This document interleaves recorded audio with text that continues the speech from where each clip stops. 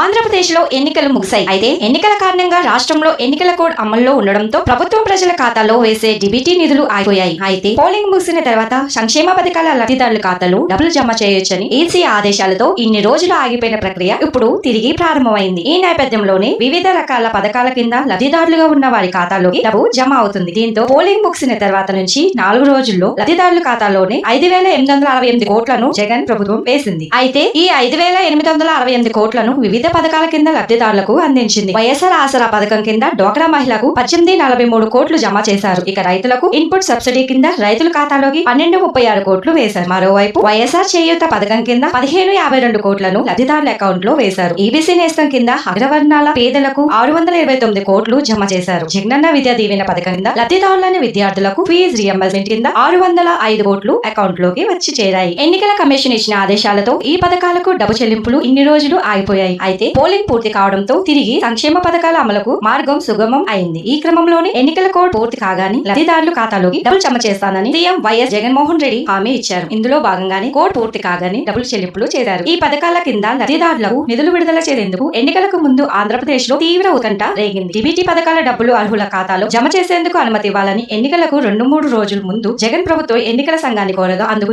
EC అంగీకరించలేదు. ఎన్నికల ప్రక్రియ అంతా పూర్తయి ఫలితాలు వెల్లడైన తర్వాత డబ్బులు విడుదల చేయొచ్చని తెలవడం తీవ్ర చర్చనీయాంశంగా మారింది. దీంతో కొందరు లబ్ధిదారులు ఏపీ హైకోర్టును ఆశ్రయించారు. అయితే పోలింగ్ పూర్తయిన తర్వాత అకౌంట్ లో జమ చేయవచ్చని హైకోర్టు ఆదేశించడంతో తాజాగా నిధులు జమ కొనసాగుతుంది. దీంతో ఎప్పుడెప్పుడా అని లబ్ధిదారులు ఎదురు చూస్తున్న సమయం రానే వచ్చింది. Thank you and all.